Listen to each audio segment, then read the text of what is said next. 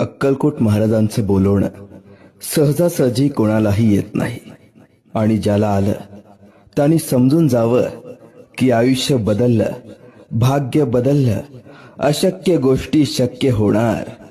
जे भाग्यात नाही ते गुरु कृपेने मिळणार. म्हणून लक्षात घ्या, कधी स्वामींचं बोलावणं आलं तर स्वामींचा आशीर्वाद समजा आणि निसंकोच अक्कलकोटची धाव घ्या. स्वामी होते, स्वामी आहेत, स्वामी कायम राहणार. त्या आईची माया त्यांच्या लेकरावर कायम आहे. जीव हा तुझ्या सेवेशी अर्पिला